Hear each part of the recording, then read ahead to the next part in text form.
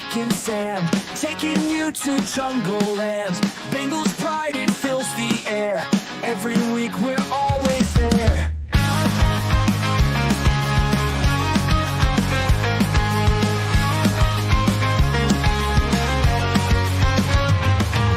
Touchdowns, tackles, all the plays. Bengals roaring every way.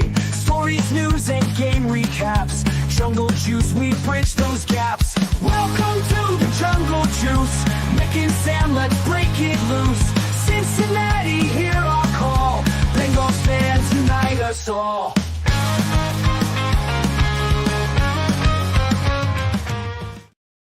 Good evening, Mick. How you doing? Welcome into this week's edition of the show. Hello. Hello. How's it going? I don't know. You caught me off guard. I feel like you meant to say, I feel like you said that sentence backwards. Asking you how you are? How you doing? Welcome into the show. Good evening. You also sounded like good evening.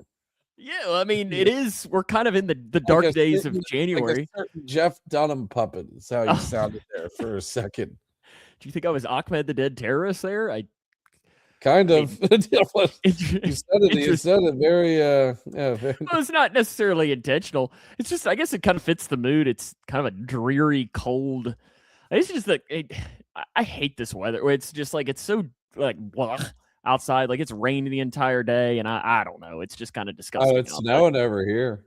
Really? Yeah. See, we don't have that. We just have rain. So that's the pro of, I guess, living however, 120 miles to your southwest. But yeah, coming up on the show today, we'll hit some of the news headlines. Duke Tobin talk. We're not going to spend a lot of time talking on it just because it was a while ago. Zac Taylor, now the only head coach in the AFC North, which is funny. PFF released a new mock draft. Get Mick's take. There is a underrated move that happened today in college football, Mick, that I don't think Bengals fans realize will have as big of an impact on them as I think it will. And then our big is we have a list of Bengals superlatives. And we got probably 20, 25, something on this list, give or take. We got a few. We've got quite a few. We're going to rip through these. Some of them are serious. Some of them are a little more wild. And it'll be fun for us to do that. But remember to follow us on social media. We're on Facebook, YouTube, Twitter. We're also on your favorite podcasting platform as well. It's weird, Mick. So we usually have a counter up top. It usually says how many views we have across, but it says it's not really working tonight. So I don't know. We'll figure it out, though, as it goes. Duke Tobin talked on, this was Friday of last week. And I love how mad it made some fans, because I think what I told you, and I think you kind of had the same feeling of, is if I told you to create an AI Duke Tobin to say exactly what you think he was going to say, he was going to say exactly what you think he was going to say. Yeah. I mean, I would agree with that. I don't think there's really anything like, I don't know. There's really nothing, we didn't really find anything new. If anything, we had more questions after. But were you expecting to find out anything? Not really. I was expecting some accountability to be had, and maybe there was a little bit of some, but not really. But he traded for Joe Flacco. Yeah, he traded for Joe Flacco. He's like, he cut me some slack. I traded for a 42-year-old quarterback. And, that's cool and all. But you got to do a little bit more than that, buddy. Like, I don't know. It's what it is. What it is. But yeah, I don't know why people were so up in arms about it. Just because, and I guess people just want to be mad about things. And really, like, I listened to the entire thing, and I was trying to think, like, is there anything of this that, like, I could write down and we could talk about on Wednesday? And really, my biggest takeaway is that he didn't say really anything. Which is kind of what he fully believes he currently has a Super Bowl winning roster. Did say that. He did say that. That is an accurate statement. I don't know where you I'm not sure where the math is mathing there, I guess. I really not sure where he's getting that. It's think there's a lot of holes on this defense. Yeah, he currently has a Super Bowl winning roster, but also said we also have to get the interior defensive line fixed and elsewhere on the defense fixed. So one of the things that I did like is that he said, we got to get more pass rush. And I think we've all been like, yes, absolutely. Yeah, you do. 100%. Thank you. Now the question is does anything happen? And obviously we're going to find out more about that and do that. Schubert is already writing in his best superlative. The best Barrett Carter goes to Barrett Carter. I had a superlative I wanted to add to the doc. Well, bring it up, put it in the private chat, and we can do it that way. We can throw it in there for this. I'm a little scared for it. The other big news from the week: Zac Taylor is now the dean of AFC North coaches. We talked last week. Harbaugh was gone. We had Stefanski was gone, and then yesterday Mike Tomlin, aka Marvin Lewis, is gone as the head coach of the Pittsburgh Steelers. So Zac Taylor's the last one left. Mick, I've said this for a long time. I never understand the Mike Tomlin love. I don't. I think he's just vastly overrated. And listen, if you're going to be mentioned in the same sentence as Marvin Lewis, it's hard to not have that point be true. But, I think our guy Andy, that we were talking to, not Andy Dalton, Andy Picarillo, he made a comment saying that the Steelers right now are the 2010 to 2015 Bengals, and it's hard to disagree. I don't even know if they're even that good comparatively to the 2010 to 2015 Bengals. I think the 2010 to 2015 Bengals had,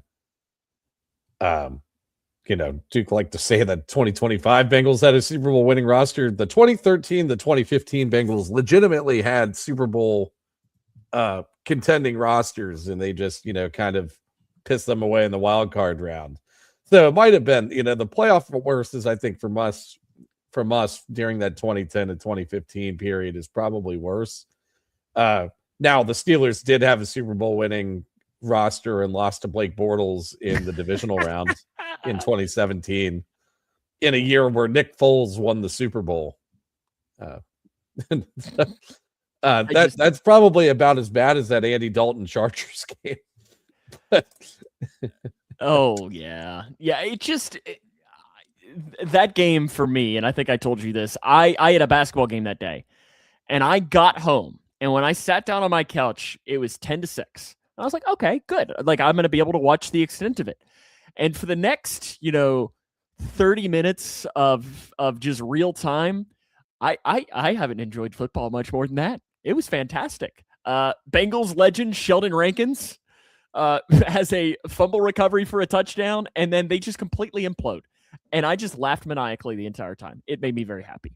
Yeah, it was a meltdown for the ages. I mean, it was a pretty close game up until the fourth quarter, and Texans defense just did what the Texans defense does. Wouldn't it be nice to have the Texans defense? Side note before we talk about the rest of what we were going to talk about today, but the great weekend of NFL playoff football. Especially those first four games. Great weekend of NFL football. Chargers game wasn't great. Steelers game was better because the Steelers got their asses kicked. The first couple of games were fantastic. The Panthers game was great. I didn't get to watch much of the Bears game, sadly. But the Eagles 49ers game was outstanding as well. It was just a fun overall weekend, and I hope that's a sign. Because, for me, I think the best part about this playoffs is I don't really care. And what I mean by that is it's not like I'm cheering against anybody. No, but you find, I don't know. I find myself, finding teams that I'd like to see win it. I feel like, Sean McDermott at this point. I'd like to see him get a ring, or Kyle Shanahan get a ring at this point, because, both of them are good coaches, and they've made it to the playoffs every year. It'd be nice to see one of those teams finally, get one. But yeah, I think it's been a great weekend of football. I think this upcoming weekend is going to be just as good. PFF earlier this week started unrolling more of their mock drafts, and Max Chadwick, who is one of their analysts, I don't know if you read this article, Mick, or not, but he gave a list of the perfect draft pick for every NFL team that's not currently in the playoffs. So, Mick, did you see this first? No. Who do you think he had as the Bengals' perfect draft pick? Probably Peter Woods. No. That guy, Caleb Downs. No. Reuben Bain. No. Is it on the defensive side of the football? Yep. Who's the fourth one? You got one more that David you got. Bailey? David Bailey. Okay. And listen, we briefly talked about him last week. In fact, he went through and he did a mock draft too the next day. And Caleb Downs, Peter Woods, and Reuben Bain were all gone. And so was Arvell Reese. So they ended up taking David Bailey in that mock draft as well. And you know what? If that's the pick, I'm not unhappy. Yeah. David Bailey, out of those four players he mentioned, is my favorite out of the four. I think he has the production to match the hype. I guess Reuben Bain also has that too. I think that's 1A and 1B. I think Caleb Downs is also pretty darn good, but I think David Bailey and Reuben Bain are more proven, or at least have graded better in their respective at their respective positions. I'm not a big Arvell Reese guy. I don't get the hype on Arvell Reese. Is he just a freak? Is he like a Trayvon Walker or a where did he play college, Mick? We have to talk about him. I mean, Caleb Downs played football at Ohio State. I don't think he's overrated like Arvell Reese is. But no. Caleb Downs is actually. I mean, I think it's funny because Sonny Styles, I think, is a much better linebacker right now, and Arvell Reese is the one that's getting all the hype. I don't get that. First round linebacker is just like it is weird that it is, but honestly, the Bengals need that help on there. To me, though, very underrated storyline for the Bengals that came out earlier today that I don't think people are realizing is a Bengals storyline is Dante Moore. Now, you might be thinking, wait, isn't he a quarterback? Yes. So yeah, but what if Joe Burrow goes down, guys? But no, you here's think why. About that, did you? Here's why. Dante Moore was going to be probably the number 2 overall pick behind Francisco Mendoza from Indiana. Fernando. Francisco's his little brother, right? I don't know. I think so. Fernando Mendoza, but still.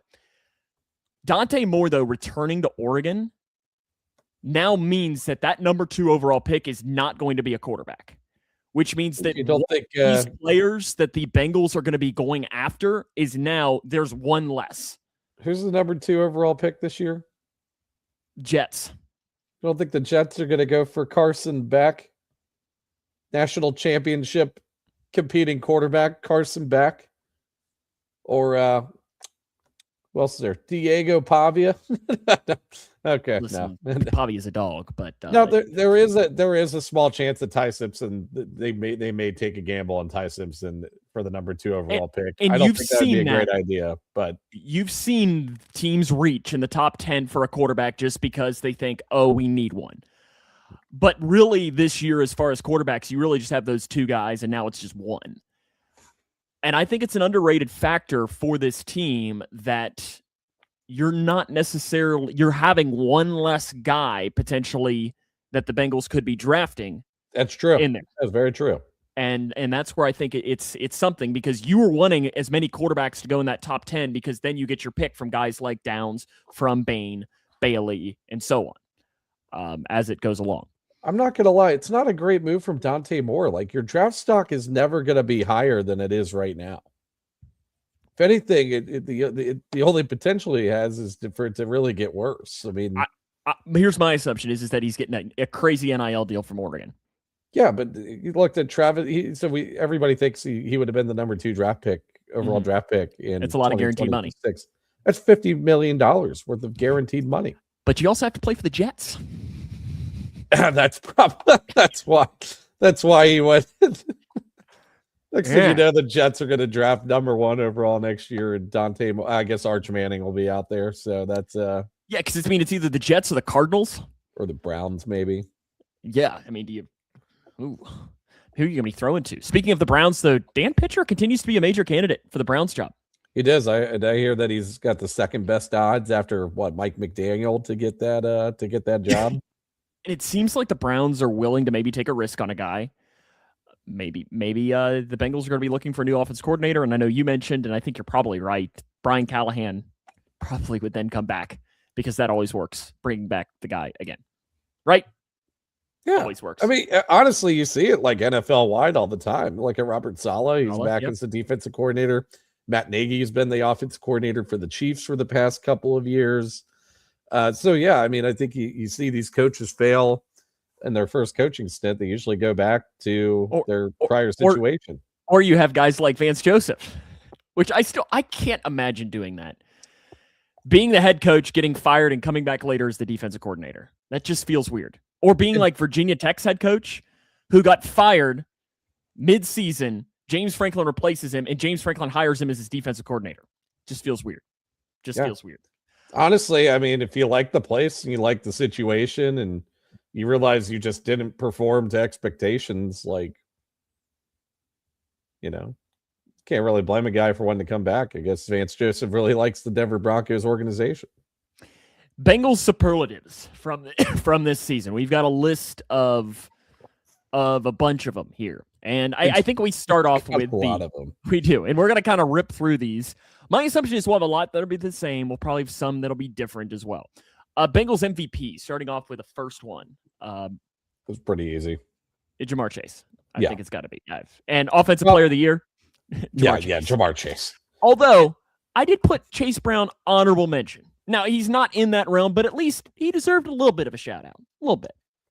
Yeah. I mean, I think Chase Brown played reasonably well. I probably would have gone with T over Chase Brown anyways, just because I think T had another pretty solid year.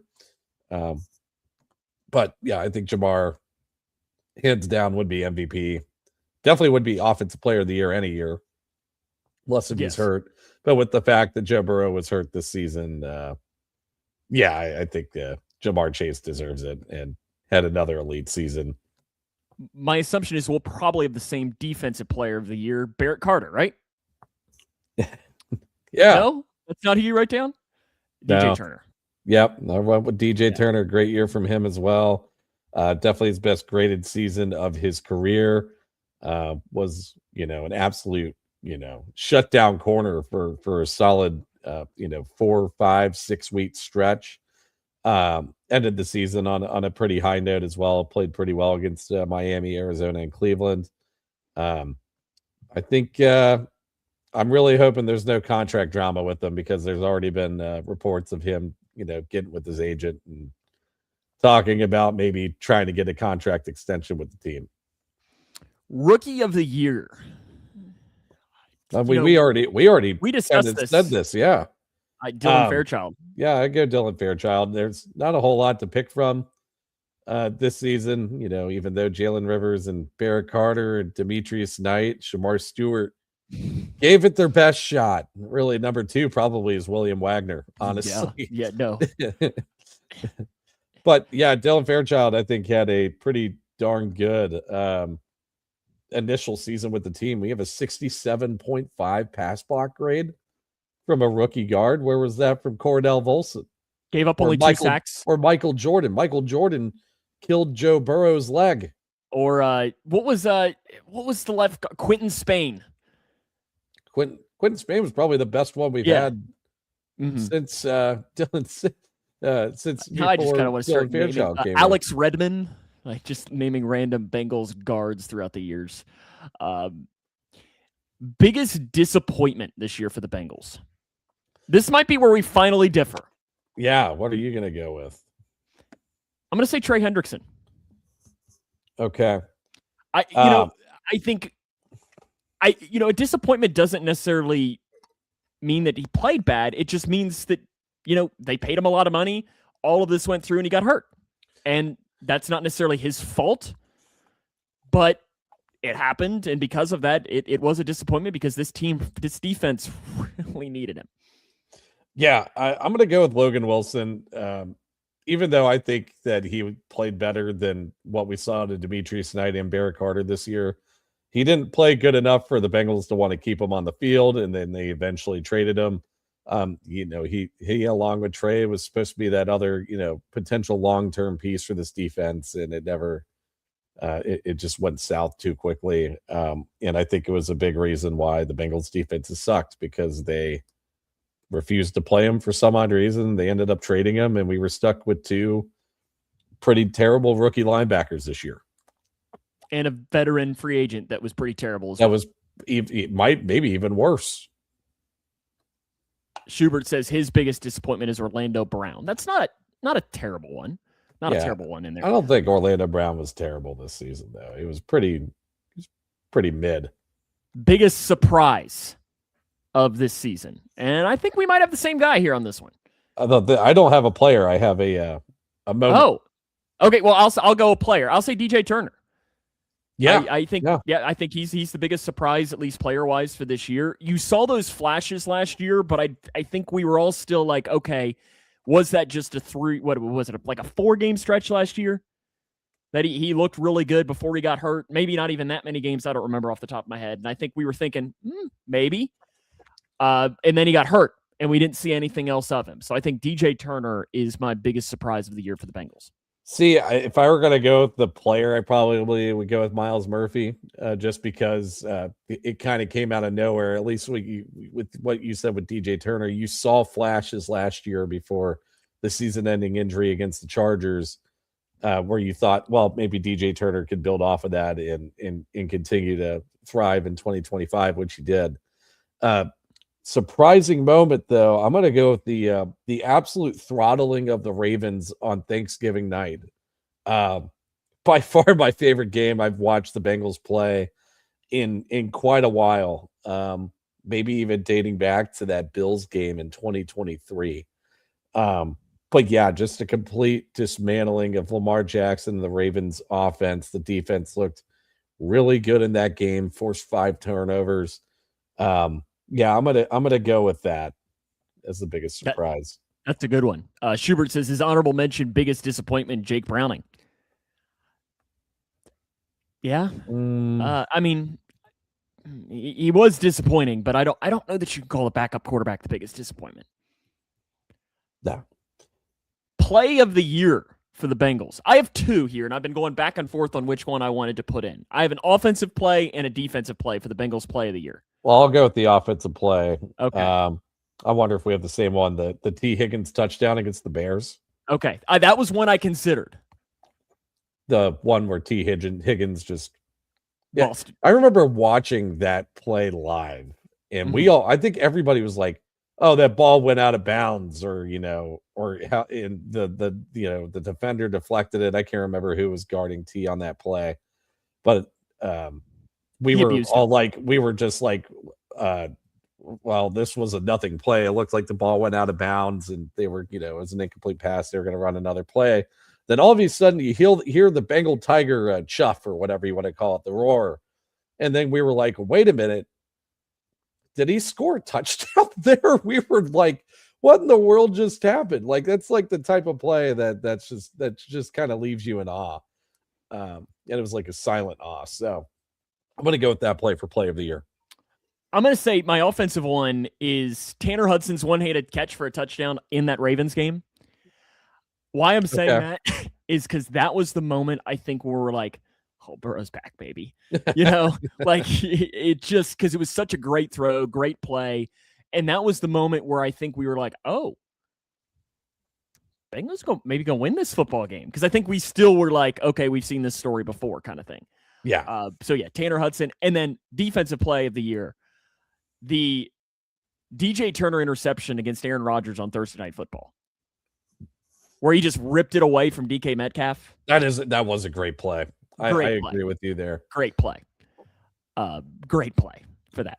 Best team moment for the Bengals this year. I wonder if we have the same one for this. I hope so, because it still makes me laugh and makes me happy. Post-game Ravens on Thursday Night Football around the turkey. I was going to just say the Thanksgiving Day game as a whole. I'm specifying it to them eating turkey and that interview with Orlando Brown Jr. You okay? Yeah, Joseph Osai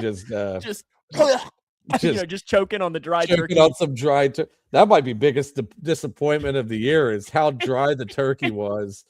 that the Bengals were eating, you know. Oh, also biggest disappointment, how much Joe Burrow hates Skyline chili. Yeah.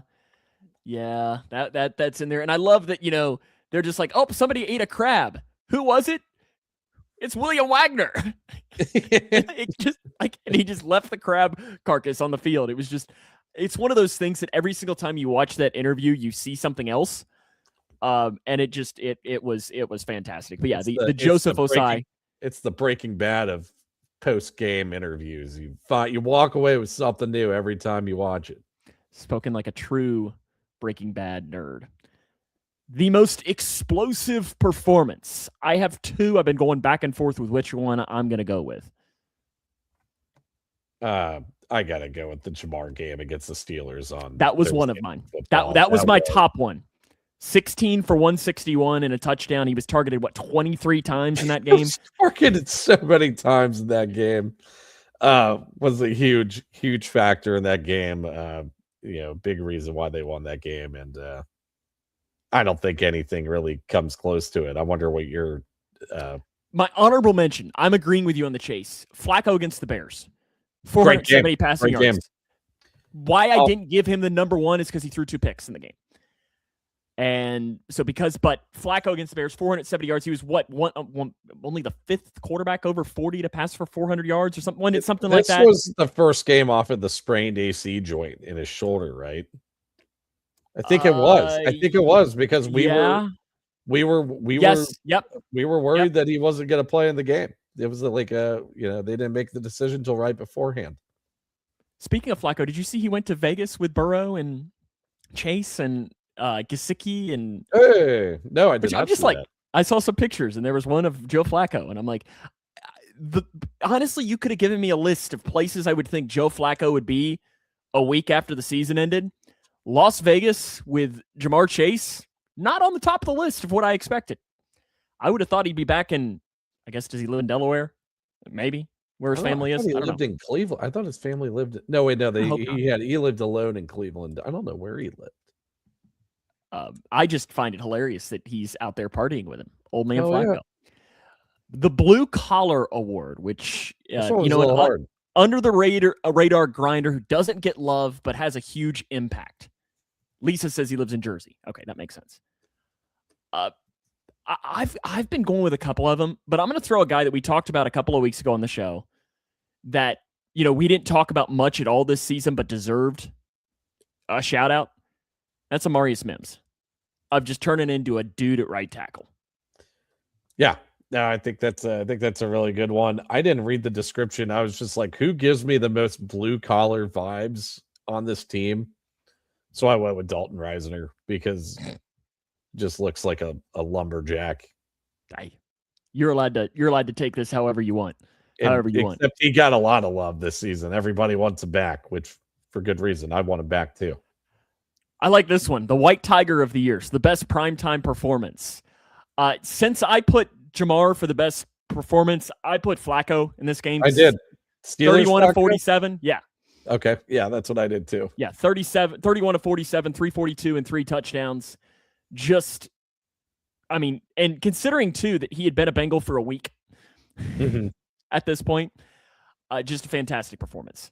Yeah, it was definitely just like a momentum shift, a tiny momentum shift before we lost another 3 or 4 games in a row after that. But it was great to see. So yeah, I think that's a good one. The most mid. Did you think of one on the fly? Well, see, what's funny is you just mentioned somebody of being mid, and that's the person I wrote down of Orlando Brown Jr. of the most mid Bengal this year. Okay, that is not the one. That is not the one I mentioned that I picked. Well, I think Orlando Brown Jr. probably would have been my second pick. Okay, who's your number one most mid Bengal this year? Jordan Battle. We saw some flashes out of Jordan Battle where I'm like, man, he's a good safety in this league. Then you saw a lot of plays where Jordan Battle's just trailing ball carriers. He always finds himself to be behind these guys because he's not the fastest guy in the world. I think Jordan Battle's run defense is really good. His coverage was not so great, but so I think that equivocates to a mid safety. I'll be intrigued that if they can find a guy to put next to him, how much that'll help him. How much was Geno Stone being awful? How much was the linebackers being awful made Jordan Battle look awful? Yeah, I mean, so the season we saw Jordan Battle play well, he was I guess that was when Dax was safety, right? Yeah. Which So I guess maybe it doesn't matter. Maybe it doesn't matter. Is it crazy that Dax Hill at safety made Jordan Battle look better than Geno Stone? And Dax Hill was terrible at safety. The Stock Up Awards, the player with the most rising stock. And I think we might have the same guy here. Miles Murphy is mine. That is mine as well. I think it's without question the one you finally started to see it. To be fair, it's like GameStop. You remember what happened with GameStop a few years back, 2021? You know, where everybody was buying the stock of it. Yeah, so like GameStop is a dead in the water company, right? Like nobody's going to the video game store to buy video games anymore. You know, like we're usually just downloading them from the cloud or whatever you want to call it. And then all of a sudden you have all these dipshits on Reddit who are just like, we're gonna just pump up the price of this stock and then cash out. And there was enough of a movement behind it to artificially inflate the stock or whatever for it to just be one of the highest performing stocks for like a month of 2021. What I'm saying is Miles Murphy's stock could not have been any lower before he started playing decent. So that's where he's the biggest mover of 2025 for sure. Yeah, I agree completely. Heartbreaker moment of the year. It came early, at least, for me. Same one, yeah. Week 2 against the Jags. Burrow going down. I don't know if really anything. I mean, the Jets game was pretty bad. The Bears game. What was that? But were those? I guess the last play of the Bears game could be a heartbreaker moment. But like the Jets game, I don't think anyone's heart was broken. I think that was we're just mad after the Jets game. Oh, we were pissed. So fucking pissed. But so I think the heartbreaker moment of the year was the Burrow injury. Because I think we were all like, no.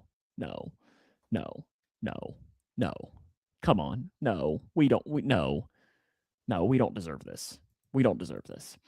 The Pain Endurance Award. Something tells me it might be tied in. I think it's got to be Joe Burrow. Yeah, I think Joe Burrow is probably the clear one. I was kind of thinking with T and the concussion / maybe concussions and him coming back after slamming his head a few times during the Bills game. So I think that's a kind of an honorable mention, but I'll go with Burrow considering he came back a month ahead of schedule and played really well during the course of that stretch to end the season. The Brain of the Jungle, which is the smartest play of the year by a Bengal player. I'm intrigued if we have the same one here. What's yours? T. Higgins against the Steelers, Thursday Night Football. Yep, exact same one I had. Made sure to go down inbounds and kill as much clock as he could. And if it weren't for that, there's a chance that game wouldn't have been won, actually. So yeah, we'll go with that. Yep, that's the exact same one that I had. Could not agree more. The Traffic Cone of the Year. Pretty much. Pick which rookie Bengals linebacker you want here. I literally just put the linebackers. Okay, I put Barrett Carter because I dislike him more than I dislike Demetrius Knight Jr. But Demetrius Knight is an oh-so-close second place. Where's Oren? And maybe Geno Stone might be up there too. Did you see the middle of the Bengals defense? Yeah, except for Jordan Battle. Jordan Battle could at least tackle. He's just mid. Yeah, he's just a mid guy. What? It's the biggest terrible. Biggest false hope moment this year for the Bengals. You and I are going to open. I think we're going to pick the same one. Okay, I'm intrigued here. Go 2-0 start. See, no, I don't think that was for me because 2-0 start was 2-0 start, but down. Burrow's out. So I didn't really get to enjoy the 2-0 start. But I'm going to go a week earlier, and the defense got a couple of stops against. I know it was the Browns, but I think I was kind of like, maybe there's something here. And then, because I'm a clown. Yeah. I'm a clown. I'm going to back up my 2-0 start thing. Even though Joe Burrow did go down, like you and I both thought, well, Jake Browning's done this before. Could he get the team to play 500 ball up until the point that Joe...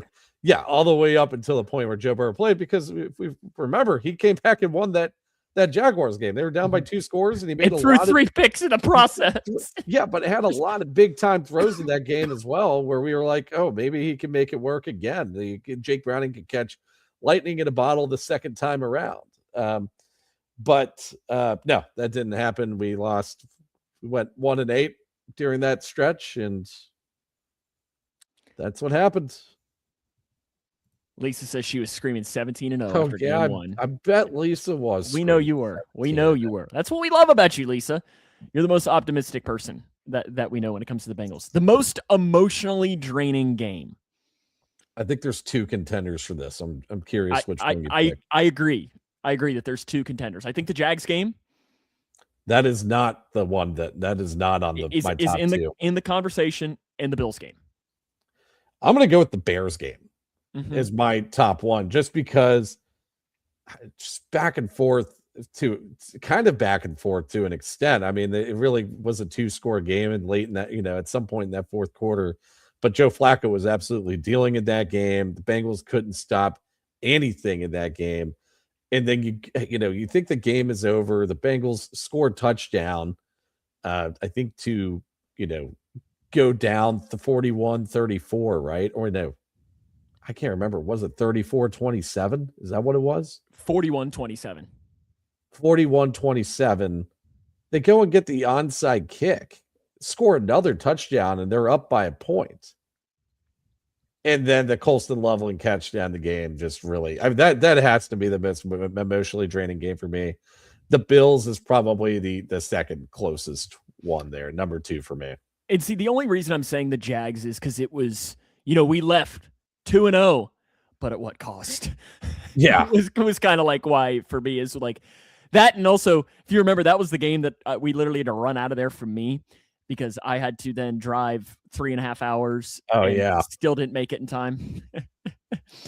Oh, but they won, and Burrow got it. Was what a emotionally draining day. The game that broke the group chat. Jets game, right? Yeah, it has to be. Yeah. The moment we knew it was over. I'm going Bills game.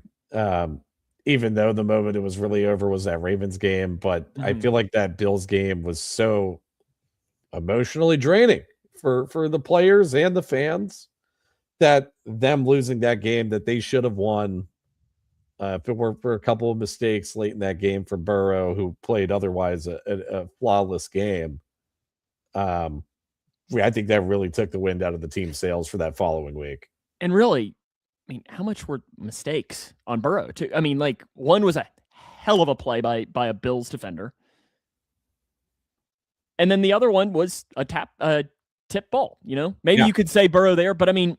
I wouldn't even say. I really don't think Burrow was responsible in either of those. I think the Christian Benford play was just a hell of a play. It's an incredible play. I've never, I think I understand what Joe was trying to do there. It just didn't. It didn't work out. I just love how many fans were just like, "Oh, Burrow intentionally throwing the game away because he made idiots. The other guy made a great play." People are idiots. Honorable mention in here. I know I mentioned it again, but. In my heart of heart, when Burrow went down, I was like, well. This ain't happening. It's not happening this year. Yeah. I was like, in my heart of hearts, I wanted to be optimistic. And then especially when they followed that up with going to Minnesota and just getting absolutely one of the most embarrassing games that we could ever have as a Bengal fan. And then they turn it around and go to Denver. And I think like that was the second most embarrassing game. Just horrendous. Just horrendous. For it. Please draft this guy award. Please draft this guy award. I know we're early on this. And this is where we might need to do this one again in April when we've I'd love for us to do this for a mid-round guy. Like a day 3 guy. But I'm not nowhere near in for that. I feel like you're gonna go Reuben Bain. No, he's not one of the 2 I have on here. I'm going to go David Bailey. And I'll say Caleb Downs because I had both of them on there. So I had David Bailey and Caleb Downs. Give me one of those 2. God, I wish there was a Mason Graham in this freaking draft class that pisses me off so much. Peter Woods. No, I don't want Peter Woods. I swear, if they take Peter Woods, and he just feels like a Bengals pick too. Yeah. Gregory says Caleb Downs. I agree with that, and do that. The fix this or else award. Interior defense. Middle of the defense is what I wrote down. Literally the same exact thing. Yeah. The most important to break out next year. I think we're going to have the same one here. Okay, hit me. Shamar Stewart. Oh, okay, I'm different. No, I think you need Shamar Stewart to really break out this next season. I mean, we can't be wasting draft picks. We can't be spending so many draft picks on edge rushers and them not panning out. I guess that is wasting by definition. But yeah, we got it. We got to get this edge rusher thing right because we got a whole middle of the defense to fix in one offseason. So even though I'd say, oh, I'd love to have David Bailey drafted in the first round, it's because I just hate this interior defensive line class as a whole. And I'm not a huge fan of the linebacker class either, other than Sonny Styles. The safeties class is okay. I would rather have David Bailey over Caleb Downs, but But you're not going to be mad if it's Caleb Downs. No, I won't be mad if it's Caleb Downs. Now, if it's Peter Woods, I'll be mad. Yeah. I won't be happy. To me, similar realm. One of those two linebackers, Demetrius Knight or Barrett Carter, one of them needs to, because they're not going to replace them both. It's just not, I don't know that they actually can. I hope that you get a veteran linebacker to pair with one of those two guys, and you have to rely on whether it's Demetrius Knight, whether it's Barrett Carter, one of those two guys has to, and it's hard to be much worse, has to be better on this Bengals defense. Yeah. I hope it's Demetrius Knight. I don't want to have all this Barrett Carter slander. And so you'll gladly eat your words if Barrett Carter turns into Ray Malaluga out there. Listen, I'd be fine if he was Ray Malaluga. I'll be fine. Dhani Jones. I'd be fine if he's Vinny Ray. I don't need you to be an elite linebacker. I just need you to not suck. That's all I need you to do right now. And those are our Bengals superlatives for the 2025 season. Look at that. We ripped through those pretty well. There any that we missed? No. And we added one. We did. And we did well on it. And we had a lot of, felt like for the most part, we'd have a lot of the same ones because I feel like they're all pretty straightforward. And I think this might, this will be fun for us to consider to do this. I like Gregory here in the comment. His optimism for the linebackers. I love that. I love it. He is on board with they will both be better next year. And I hope you're right, Gregory. I hope you're right. And I know I speak for you too, Mick, and saying, yes, we hope you are absolutely correct. Okay. That we already did that one, Schubert. That was the most mid one, the one in the private chat. Mick added that one late, so I just threw it in there. Anyone. If anybody believes the Bengals are going to do next year, you do good next year. You guys are crazy, says Dennis. Thanks. Here's the thing. You are here's the optimist take for why I disagree with what Dennis is saying here. The schedule is a lot easier next year. It's a lot easier next year. The defense, you have seen at least some of those guys give you some signs that there could be something.